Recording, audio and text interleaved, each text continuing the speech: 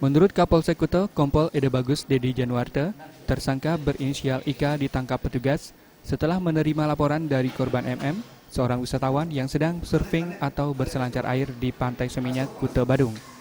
Saat korban berselancar air, korban meletakkan tasnya di pinggir pantai dan menutupinya dengan menggunakan handuk.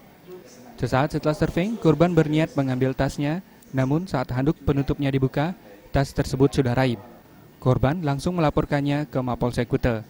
Setelah menerima laporan tersebut, tim opsional langsung mendatangi TKP dan menangkap tersangka tidak jauh dari TKP. Tersangka dan barang bukti langsung dibawa ke Mapolsek Kuta untuk diproses lebih lanjut. Berdasarkan hasil interogasi, tersangka mengaku sudah 5 kali melakukan aksi pencurian dan khusus menyasar wisatawan.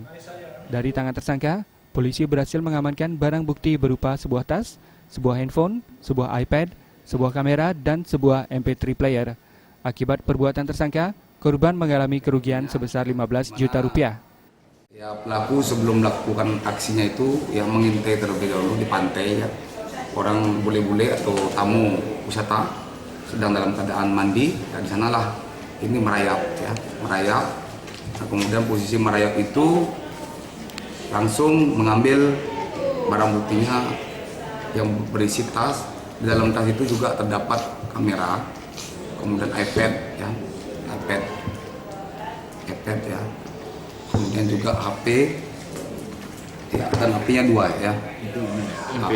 Ini MP3, gitu ya. Pelaku membawa kabur, ya, dengan kecepatan daripada Polsek Kuta, ya. Pelaku kita bekuk, ya, kemudian kita bawa ke Polsek untuk pengembangan lebih lanjut. Kini tersangka mendekam di balik terali besi Polsek Kuta karena telah melanggar pasal 362 KUHP dengan ancaman kurungan maksimal 5 tahun penjara. Kadek Suantara, Bali TV.